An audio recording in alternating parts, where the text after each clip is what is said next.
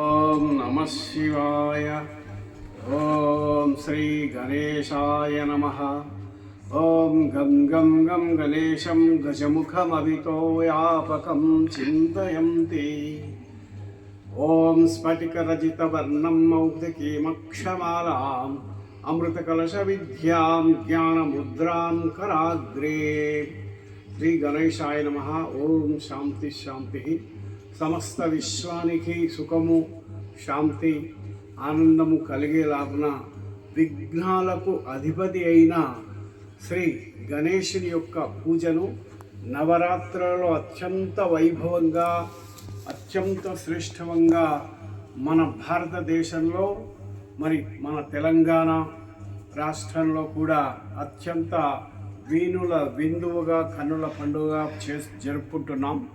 మరి వినాయక నవరాత్రుల్లో పూజలు ఏ విధంగా గత 2 రోజులుగా తెలుపుకుంటూ, మరి పూజా ఫలము పొందే విధంగా మనము నిమజ్జనాన్ని కూడా అత్యంత పరమార్థంగా ఆ రహస్యాన్ని తెలుసుకునే ప్రయత్నం చేద్దాం.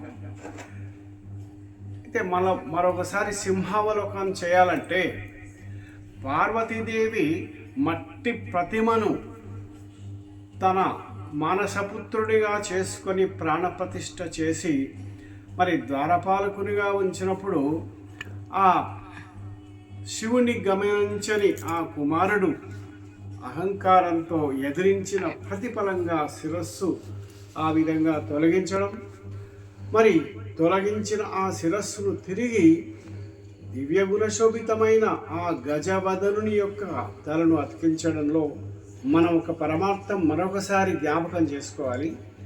సృష్టి కలియుగ అంతిమ సమయంలో సాక్షాత్తు పరమశివుడైన ఆ పరమేశ్వరుడు జ్ఞాన సందేశం ఇవ్వడానికి కలియుగంలో అవతరించాడు. ఇది నిజం, ముమ్మాటికే నిజం. మౌంట్ అబూ రాజస్థాన్లో పరమాత్ముడు పరమశివుడు తాను జ్యోతిర్బిందు స్వరూపుడనై అవతరించి ప్రతి మానవుణ్ణి దివ్య గుణ శోభితంగా జ్ఞానేష్, ఈశ్వరుని జ్ఞానం కలిగిన మాస్టర్ గణేష్గా తయారు చేయడానికి దివ్య జ్ఞానాన్ని ప్రసాదిస్తున్నాడు. కానీ దేహాభిమాన వశమై మట్టిలోన మనం పుట్టి మట్టిలోని లక్షణాలైన తమోగుణ ప్రధానాలైన అరిషడ్వర్గాలైన కామ, క్రోధ, లోభ, మోహ, మదమాత్సర్యాలకు వశమై ఆత్మశక్తిని గ్రహించలేని బలహీనతలు, ఇక్కడ బలహీనతలనే ఎలుక వాహనం అని చెప్పుకున్నాం. కాబట్టి మూషిక వాహనుడైన గణేశుని మాదిరిగా మనం ఆ శివాజ్ఞను పాటించే, ఆ తండ్రి యొక్క ఆజ్ఞను పాటించే వారి మనం, పార్వతీ పుత్రులమైన మనం, శివుని యొక్క సుతులమైన మనం జ్ఞానేశుని యొక్క పరమార్థాన్ని తెలుసుకోవాలంటే మనం మరొక్కసారి ఆత్మలో ఉండే చైతన్య శక్తి, మరి దివ్యగుణ శోభితమైన శాంతి, ప్రేమ, ఆనందాల యొక్క స్థితిని మనం పొందాలి. అందుకే భువన విజయం అంటే విశ్వభ్రమణం చేసిన ఆ వినాయకుడు ఎలుక వాహనుడైనా కానీ తల్లి తండ్రి యొక్క భ్రమణం చేసి విశ్వభ్రమణంలో ప్రథముడుగా విజయుడిగా సాధించి తల్లిదండ్రుల యొక్క ఆశీర్వాదంలో ఆ దేవాది ముక్కోటి దేవతలకు పూజలు చేసే ముందు ఆ గణేశుని యొక్క పూజలు అందుకోవడంలో ప్రప్రథముడుగా విజయం సాధించి మనం మొట్టమొదట శ్రీ గణేశాయ నమః స్వస్తి అంటే నిన్న చెప్పుకున్నాం. మన స్వస్థితిలో మనం ఉండడం వల్ల పరిస్థితి మనల్ని ఎన్నడూ దాడి చేయదని. ఇక ఈశ్వరుని జ్ఞానం కలిగిన ప్రతి మానవుడు ఈ కొన్ని ఈశ్వరీయ జ్ఞాన నియమాలను ఏ విధంగా కలిగి ఉండాలి అంటే, ముఖ్యంగా వినాయకుని యొక్క 4 చేతుల రహస్యం మరొకసారి జ్ఞాపకం చేద్దాం. ఒకటి త్రాడు. ఈ త్రాడు బంధకం కాదు, సంబంధం. ఏది బంధం, ఏది సంబంధం అనే విషయంలో శరీరంలోని పంచభూతాత్మకంలో పంచాకర్షణమైన ఇంతకుముందు తెలియచేసుకున్నట్లుగా కామక్రోధ లోభమోహ మదమాత్సర్యాలనే అరిషడ్వర్గాల బంధనంలో ప్రతి మానవుడు చిక్కి విలయ తాండవం చేస్తున్నాడు. అవే నిజమనుకున్నాడు. కానీ భగవంతుడు వచ్చి జ్ఞాన సంబంధం ఇస్తున్నాడు. మీకు నేనున్నాను, మీ తండ్రి దైవీయ శక్తులను ప్రసాదిస్తున్నాడు. అదే ఆత్మిక శక్తులు, ప్రేమ, శాంతి, ఆనందం. అందులోనే ఆనందం ఉంది. కానీ మృగతృష్ణలాగా మనము ధన కనక వస్తు వాహనాది వెంబడి పరిగెత్తి ఆ ఈశ్వరుని జ్ఞానాన్ని మరచి మనం పరమాత్మ యొక్క శక్తిని, మన లోపల ఉండే ఆత్మశక్తిని మరిచినందుకే ఈ గణేష్ నవరాత్రిలో మరొకసారి మనల్ని మనం రుజువు చేసుకోవాలి. కాబట్టి జ్ఞానబంధనం కలగాలి అంటే ఈ నవరాత్రుల్లోనైనా ఆ భగవంతుని యొక్క సారూప్యం ఏ విధంగా అయితే మరి 7 స్వరూపాలను మనం అష్టవిధ శక్తులను మనం అనుభూతి చేయగలగాలని దీని భావం. ఇక శ్రీ వినాయకునికి గొడ్డలి చిహ్నం ఉంది. గొడ్డలు అంటే పంచవికారాల లోపల అత్యంత మరి త్రివిధం నరకస్యేద అని తెలుపుకున్నట్లుగా మరి కామక్రోధ లోపాలు మనిషికి పతనానికి నిర్ణయం. అదే మాదిరిగా మరి ఈ పతనము మనిషి 84 జన్మల నుంచి పతనం చేస్తూ వచ్చాయి. కాబట్టి వాటిని సమూలంగా తొలగాలంటే జ్ఞానశక్తి ఉండాలి. ఆ ఆత్మజ్ఞాన శక్తి భగవంతుడు శివభగవానుడు ప్రసాదించిన శక్తిని ఇక్కడ గొడ్డలిగా తెలుసుకుందాము. ఆ గొడ్డలి యొక్క జ్ఞానశక్తి కలిగి ఉన్నప్పుడు మనకు దివ్యగుణ శోభితమైనమని దీని అర్థం. ఇక రెండవది వరదహస్తం. ఆ గణనాథుడు ప్రతి ఒక్కరికి తన వరద ముద్రతో ఆకర్షిస్తూ ఉంటాడు. ఎలా అంటే తన తల్లి తండ్రి అయిన ఆ పరమ సద్గురుడైన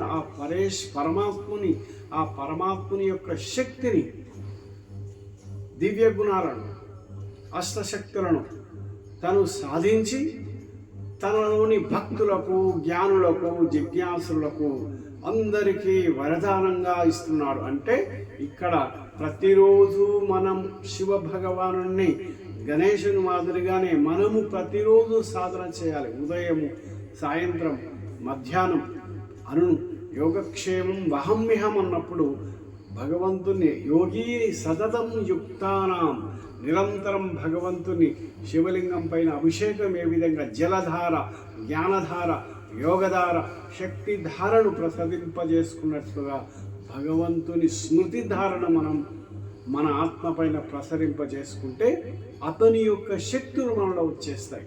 అప్పుడు మనం ఇతరులకు కూడా పాజిటివ్ థింకింగ్స్, డివైన్ కాన్షియస్ మరి ఆ మాదిరిగా శక్తిని కలిగిన ఇతరులకు కూడా సంపూర్ణ సతోప్రధానమైన ఆశీర్వాదాలే ఇవ్వగలుగుతాం. నోటి నుంచి ఒక్క అపశబ్దం మనకు రాదు. అలాంటి శక్తే మనము వరదహస్తం. ఇక లడ్డు అంటే సంపూర్ణమైన శక్తితో, యుక్తితో, జ్ఞాన ఆనందంతో, మధురతతో మరియు సంపూర్ణతకు నిదర్శనం.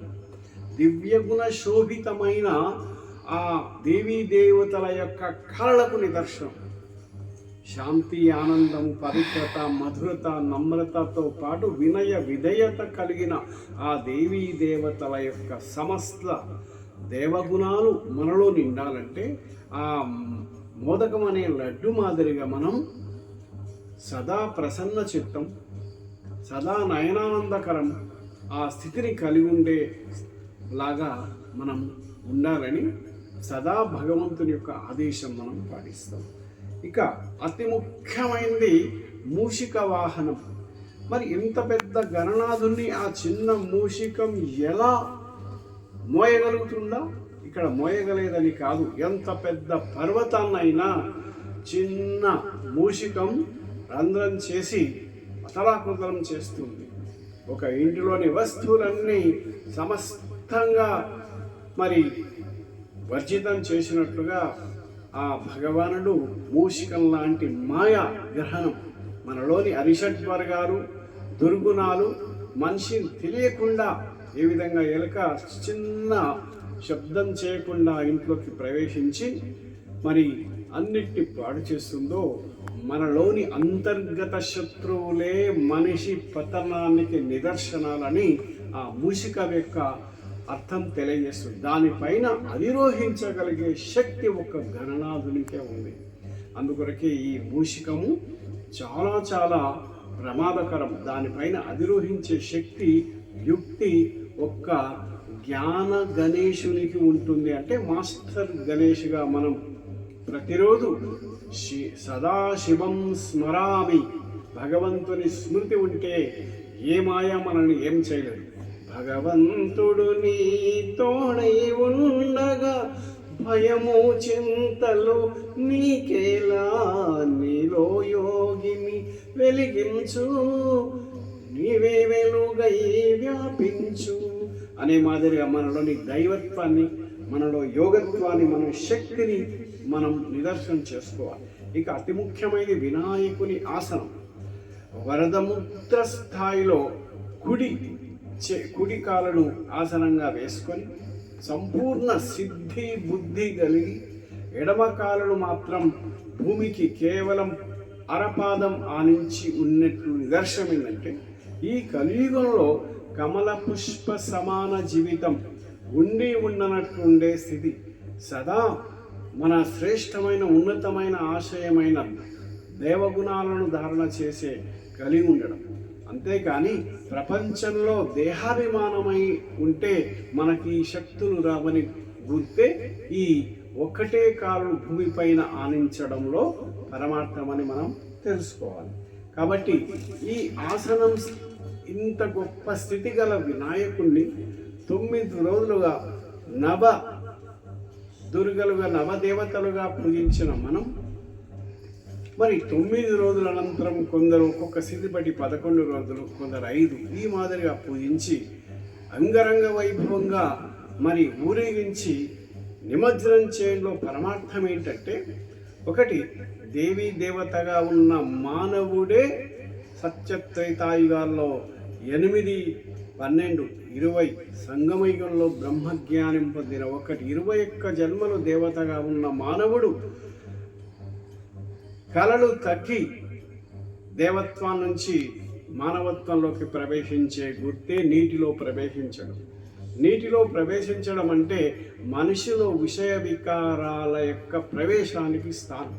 అందుకొరకే అన్ని రోజులు పూజలు చేసిన మానవుడు మరి ఈ యొక్క నీటిలో కలపడం అనే నిదర్శనం ఏంటంటే, మట్టిలోన కలిసిన తర్వాత పంచభూతాత్మకం అవుతుంది. ఏ విధంగా శరీరం దహ్యతే ఇది దేహ, శీర్షతే ఇది శరీర, కదిలే మేఘల నాటి శరీరం మరి ఏ విధంగా మరి పంచభూతాత్మకమో ఆ నిదర్శనమే శ్రీ గణేశుని మట్టి యొక్క విగ్రహాలతో పూజించి నీటిలో కలిపేస్తున్నాం.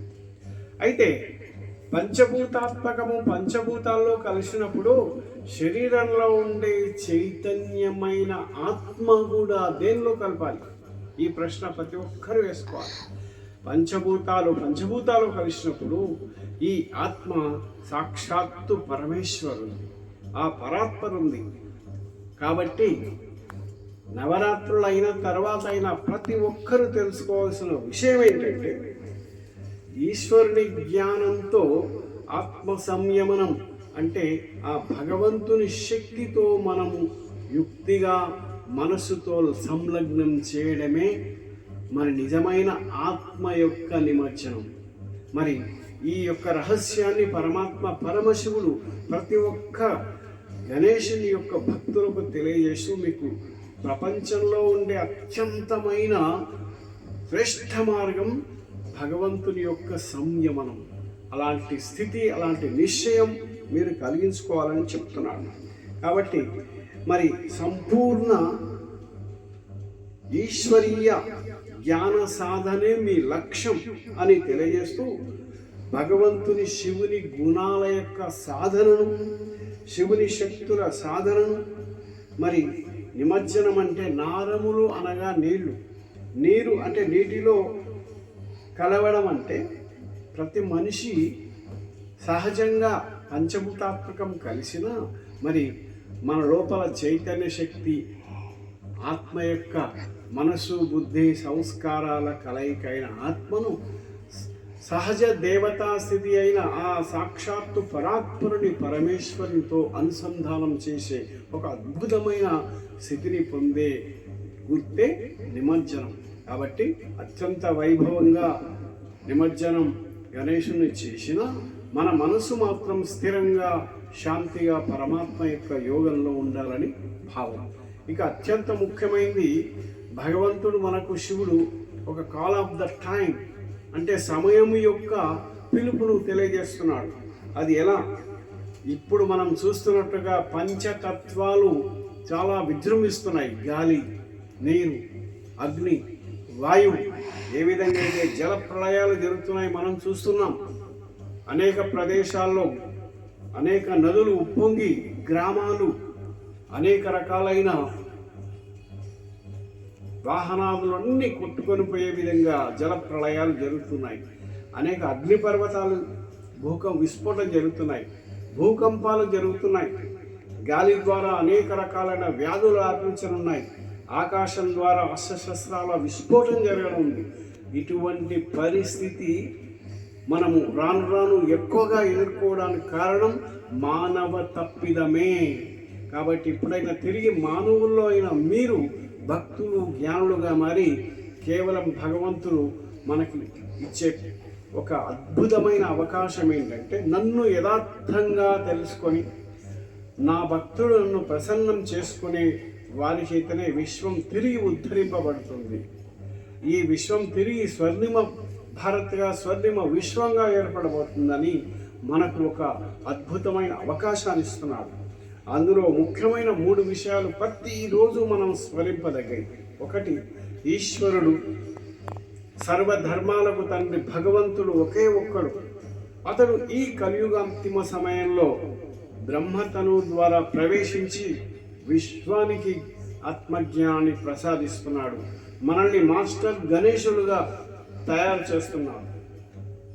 నేను శరీరాన్ని నడిపించే ఒక ఆత్మిక శక్తిని, మన జీవిత లక్ష్యం దివ్యగుణ ధారణ లేదా లక్ష్మీనారాయణ లాంటి స్వర్ణిమ యుగ సాధనను మనం తీసుకురావడం. ఈ మాదిరిగా 3 అద్భుతమైన సంకల్పంతో ప్రతిరోజు ఉదయం సాయంత్రం సాధన మనం చేద్దాం. ఇక ప్రతిరోజు ఈ 3 అంశాలతో లీనమవుతూ మరి ఒక విధంగా అనేక రకాలైన పూజలు, అనేక రకాలైన సాధన ద్వారా భక్తి పరమే జ్ఞానం, భగవంతుని జ్ఞానం. మరి నిమజ్జన సమయంలో, పూజా సమయంలో ఒక అద్భుతమైన సందేశాన్ని మర్చిపోరాదు. పుణ్యం ఎంత చేస్తున్నామో పాపానికి కారణం కావద్దని హెచ్చరిస్తున్నాడు భగవంతుడు. అనేక ఋషులు, మునులు తెలియచేస్తున్నారు. ఈనాటి యువకులు ఈ నిమజ్జనంలో చాలా జాగ్రత్తలు తీసుకోవాలని కోరుతూ, ఒకటి, పూజ అంటే పరమ పవిత్రం అవ్వడం. ఆ మండపం, ఆ ప్రదేశం అంతా ఎంతో పవిత్రంగా ఉంచడం. దాని కొరకు 9 రోజులు నిమజ్జనం రోజైనా ఏమాత్రం మాంస మధిరాలు, తామస పదార్థాలు ఏమాత్రం తీసుకోరాదని ఆ